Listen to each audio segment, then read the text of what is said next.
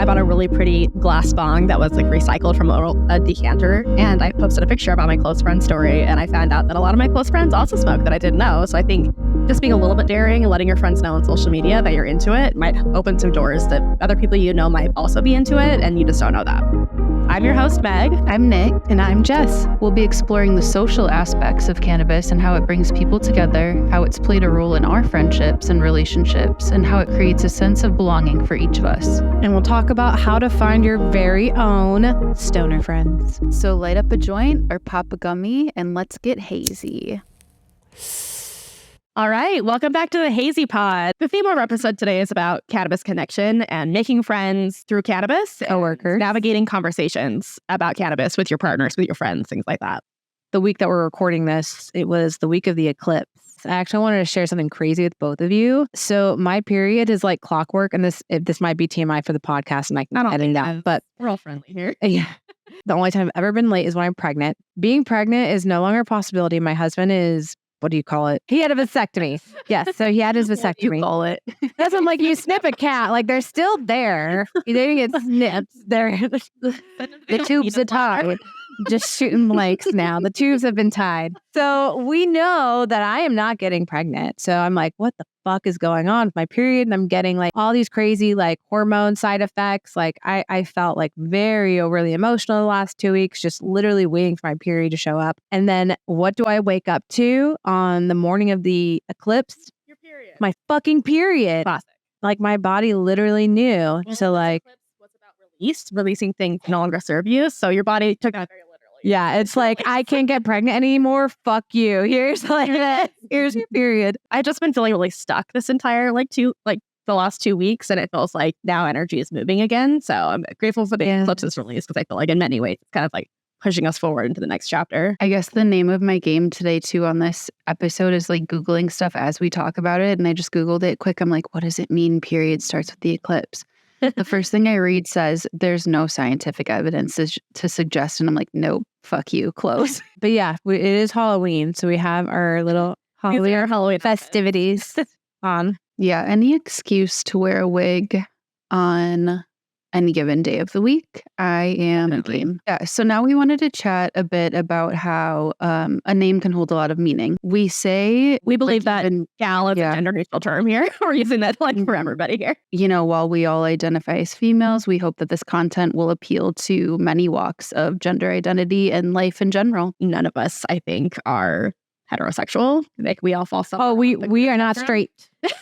Yeah, we're not straight. None of us are straight here. Yeah, and so we are trying to appeal to a wide spectrum of like gender and sexuality. So whoever you are, whoever you love, you can be here as part of the Hazy Gal community. And honestly, gal is kind of funny the way that term has like changed over time. It's a slang pronunciation of girl that is dating back to 1795. Originally, it was pretty vulgar to say, which is funny because I think we're a little vulgar on this podcast. And if you don't like swearing, perhaps don't listen to this around your children. Or do. I mean, my children are fine listening to it. But it makes me think, you say that and it makes me think of like bitch. Like, remember when bitch was like the worst thing you could be called? Now I'm like, how are my bitches doing? How's your coffee? Like another gender inclusive term. Yeah. I want to be a bitch. I was really getting on like a old J. Cole train, and then yes. Wait, when was this? Because I did too. To amp up for the podcast, because I always need to just like vibe on something ahead of time, right? And then it led to Kendrick and Bitch Don't Kill My Vibe, and I still have.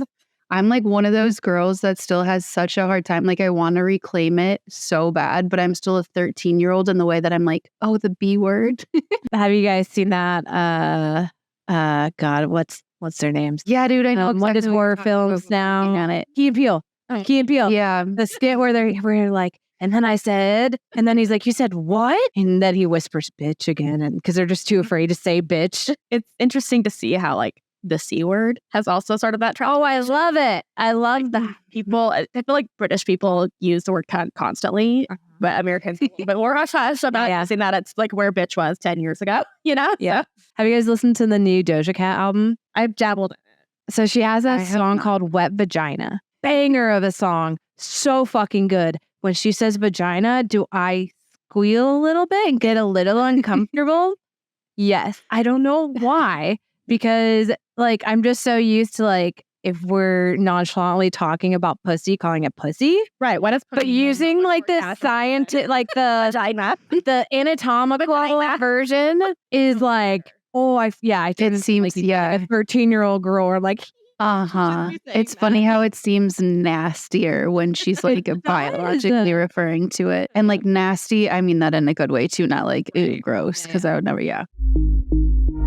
Okay, do we want to dive into some of the modern ways that cannabis connects people and how we found friends in the cannabis spaces? Finding other moms that were smoking or consuming cannabis like during their pregnancy, or even just like as a parent not pregnant. I just needed that type of connection when I was pregnant, especially because my last pregnancy was so difficult. I was like just really looking up like canna doulas or weed doulas like on Google, like just trying to find like anybody? I did, yeah. So there's a couple of women on Instagram that I follow that are doulas or midwives and that focus their content around like cannabis and like pregnancy usage and for labor delivery. So as part of like building up my weed community or like my stoner friendly people, it's important for me to have that like in healthcare. And where do you think our listeners can find more stoner friends if they're looking for them? Does anybody know of any kind of friendly dating apps I did used? Yeah, I sent one to I sent it to both of you guys. The Hi There app. Dating app. I think it is. I actually haven't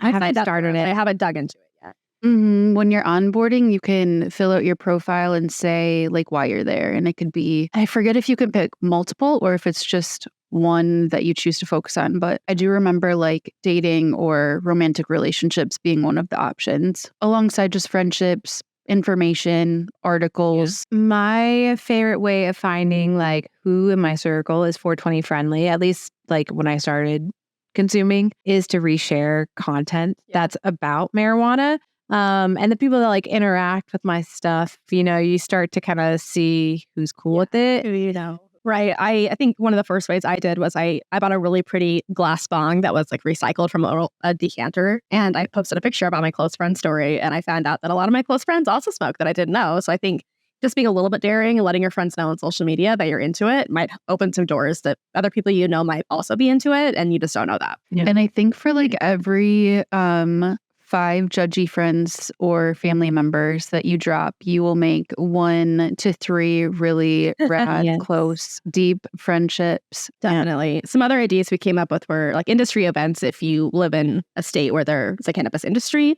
go to events near you. There's a Canna conference in Utah that Jess and I checked out a couple of months ago. It's true. It was fun. That was fun. If you're lucky to live in a state where there's cannabis cafes, you probably can meet people there. Yeah, like a smoking lounge. I've seen those in California. Yeah, very cool. There was such a good gathering in Minneapolis too, 2 weekends ago? And I forget what it was called. But I was really hoping to go and I was struggling so hard with the sinus infection. So I just like couldn't get out of the house. But I hope you all had fun. And at the Minneapolis convention, it looked so fucking cool. And I'm really sad that I missed it. But till next year, I guess. I was going to say also when the Hi There app decides to sponsor us, because we just mentioned them for free in episode 2 of our podcast, then we can have money to go to different conferences and check this stuff out. I love that. We could do a live podcast at these events. How cool. We also recently met another podcaster. Okay. So this is such a good example of like weed and connection and like friends. I'll let you share the story, but I just thought that's a good example. So there's this account that all 3 of us follow, and then the Hazy account that we all manage follows, called Cannabis School, right? Cannabis School Podcast. Yeah, Cannabis School Podcast. And to be frank, I hadn't listened to their podcast before, but I followed their social content and I always thought it was funny. And they reached out to us and they're like, hey, are you guys in Utah? So we said 2 of our co-hosts are in Utah. And then they said that we wouldn't believe it, but they're also in Utah. And I'm like, no shit. Like, it is a very small world. And again, it kind of goes back to like, Nick, we were talking about social media, like makes it so much more easy to like find your people, find your stoner friends, your community. And there's probably more community in your area than you would even believe. Yeah, totally. Yeah. It's really cool that we only have 1 episode out. We're recording our 2nd one right now. And somebody, like, I know social media is not everything, but it is. And it's a lot of hard work is what I'm trying to say. And when you build, like this guy has 60,000 followers, 70,000 followers on Instagram already. So thank you so much for being interested in what we're doing. And there's obviously some major parallels in it. But yeah, we just had to geek out and fangirl for a hot second on all of that. I did put their podcast in our recommended thing on Spotify. Great. So when this comes out, you can find them on Spotify.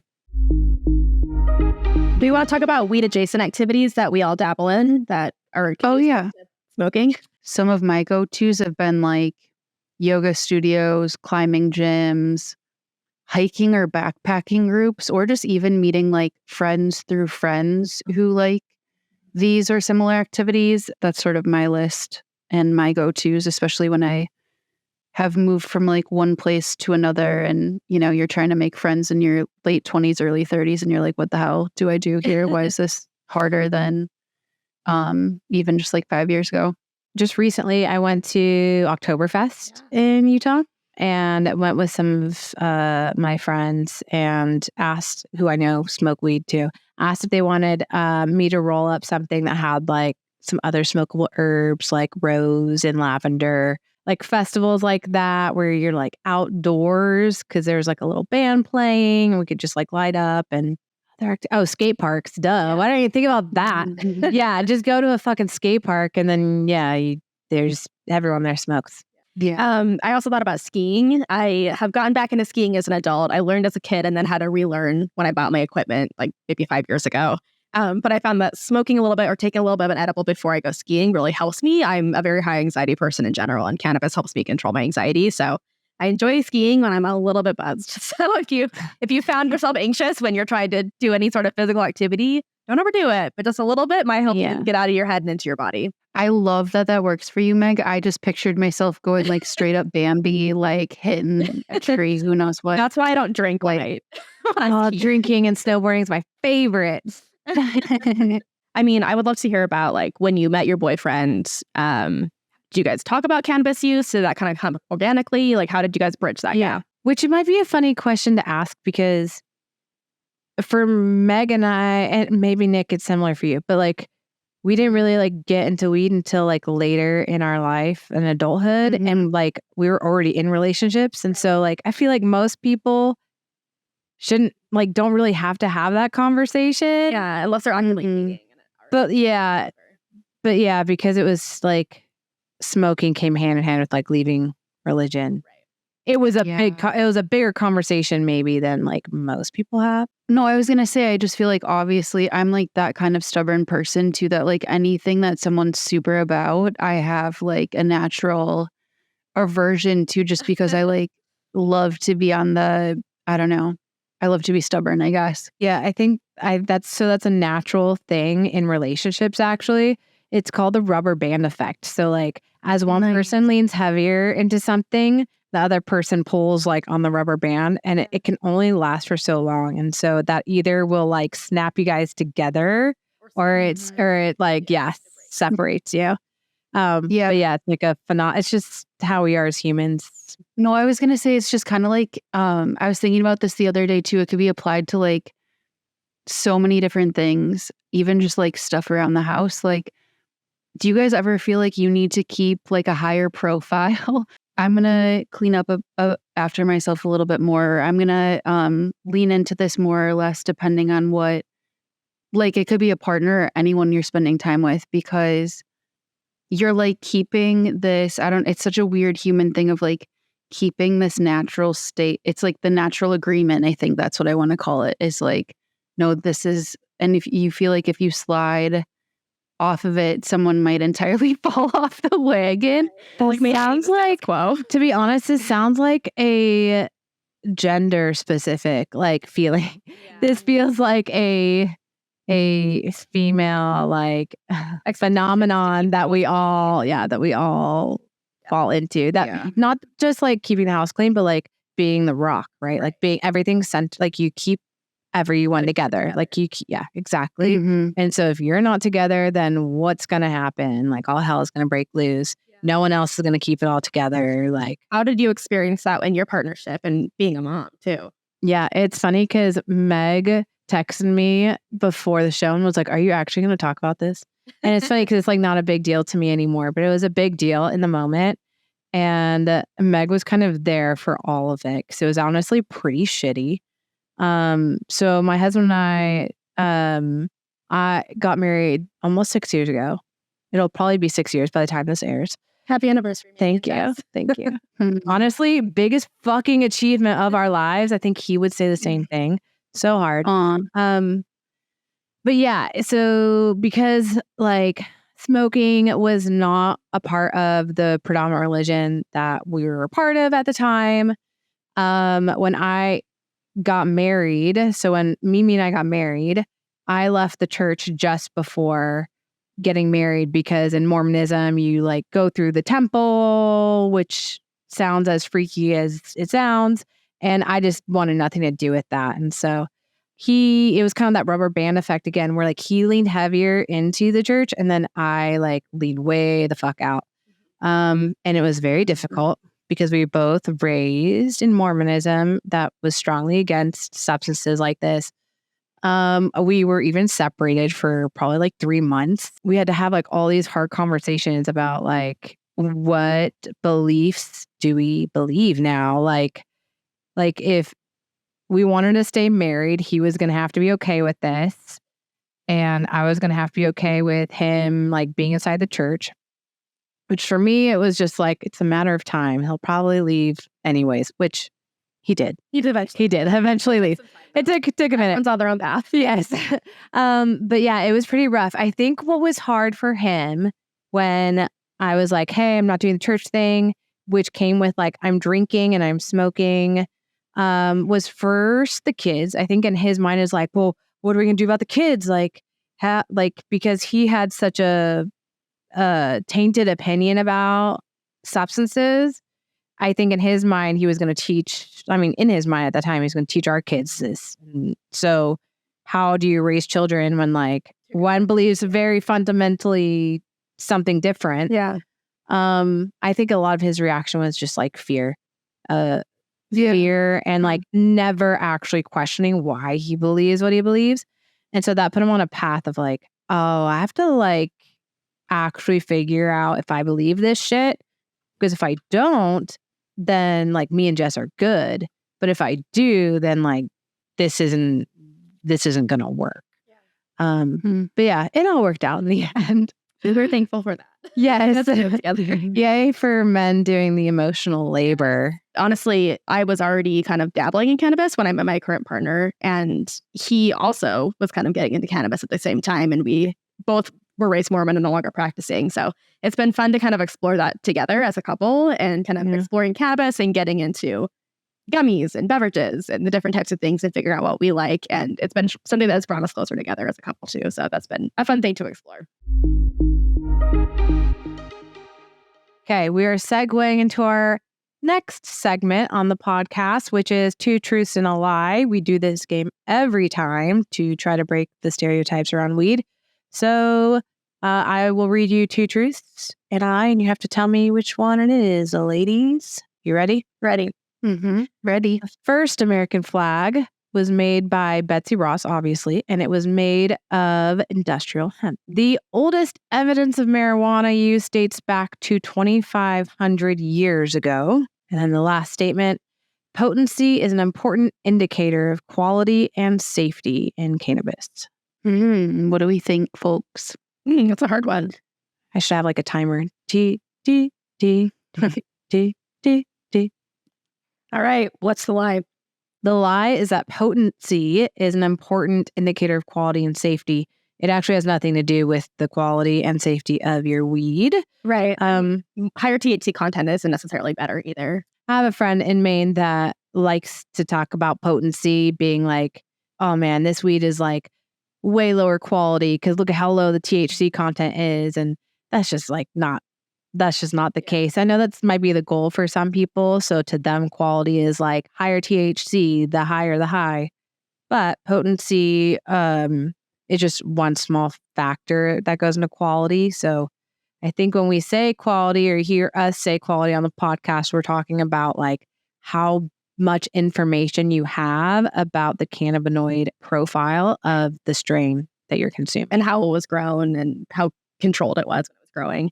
I found that even strains over 20% THC make me really anxious. And so as a person with anxiety and trying to use cannabis to control my anxiety, I've learned that I really don't smoke strains that go over 20% because it does the opposite of what I want it to do. So just learning that about your body and how your body interacts with THC is also really important. I was just going to, well, if that's related, go first because this may take us on a little bit of a tangent.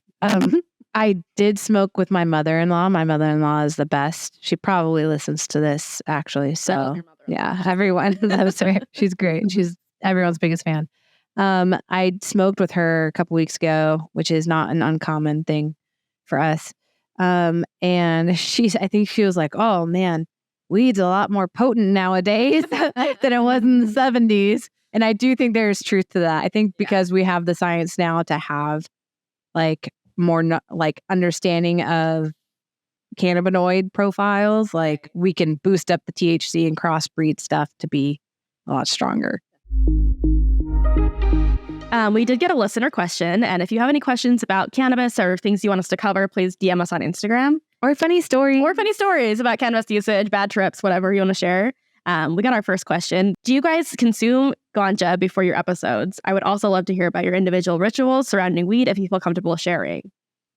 Before a podcast episode, a little gummy or a little half gummy, something higher. Like I think what my sweet spot is like something that has double the amount of CBD as it does THC in it will like level me out, and it will be the perfect little kind of like pick me up. It won't play on the anxiety part of things, and it'll kind of just get me into the groove a little bit. I think I love that she uses the word ritual because more than anything, just like jamming out to some music also needs to happen before we hop on these. Music sounds so much better when you're a little stoned. That is true. I can also hear the craziest shit. I was on my porch last night and I was like, how did I hear? How do I hear? Like, I hear like the refrigerator humming and I'm looking around like, what's that? That's so cool. It's the cicadas. Don't let it work. It's Nikki flying her way over here. On rituals, I tend to smoke a little bit or take a little bit of a gummy before I journal and do like manifestation stuff.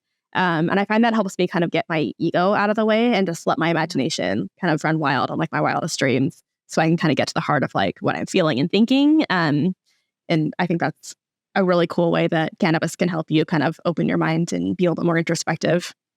Yeah. Ooh, that's so beautiful, Meg. Yeah, I was thinking about like smoking and stretching, right? Yeah, yes, I that's feel like mine. It helps your body relax. Yeah. Okay, you go for it and talk about that. No, that must be a thing though. Like that must definitely be a thing. Like I think cannabis helps me with my mind to body connection. So my therapist told me like you're super dissociated from your body, and I don't know why that's a surprise to me, but it was a surprise to me. So what you've been through in the last couple of years with your body, I think that makes a lot. Yeah, I think all of us are maybe in to some degree. Yeah. But so when I smoke every night and then stretch in my bedroom, and it is like I started doing that when I was during my last pregnancy because I was just always in so much pain.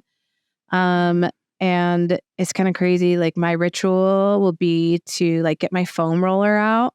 And I'll just have like a show on or something. I'll start rolling out my muscles and I can like tell where certain trauma and certain memories are stored and I can work on it and release it. That's beautiful too. Yeah, I think there's just something about like, I don't know if y'all have any reoccurring like pangs or like body pains or whatever, but I love that you were talking about like paying attention to where it's focused in the body too. Yeah. And it's just like there's something about just a low dose of CBD THC mix, like or a hybrid, like smoking a hybrid that just helps like the lower back pain that I know I'm so acutely aware of is sitting in my low back, kind of just like disappears and you sort of melt into yourself. And then you get to work on some of those things, like stretch deeper and in ways that would like honestly kind of hurt if I was straight up sober. Mm-hmm. Yeah. What is it with us women and our lower back pain? It's a female thing. Yeah. A lot of females have SI joint dysfunction. That's what it is actually. Yeah. Cool. And it's just because of our pelvises and where we hold our stress. If you have questions that you'd like us to answer on the pod, you can send us a voice note on Spotify. Yes. Yes. So there's a little button that says like send voice message. Very cool. You can send us your like funny stories or your questions, and then just tell us if you want to be anonymous or not. Because if you don't say it, we're going to say your name. Yeah. Because we want you to feel special. We also have our Instagram where you can come chat with us on there. And find funny cannabis content. Yes. At Hazy Girls Pod. And if you love the podcast or like our first couple of episodes, please rate us on Apple and YouTube and Spotify. I'd really appreciate that. And that helps us reach more people as our podcast is starting to grow. Yeah, absolutely. We also got our email address set up this week. So questions, comments, want to gas our asses up because we love that shit. The email is hi@hazycanna.com. Yes, that's HIGH, hi@hazycanna.com. Wink, wink. So until next time, stay high-minded and canna curious, lovers and friends. Thanks, Hazy Girls. We'll see you next time.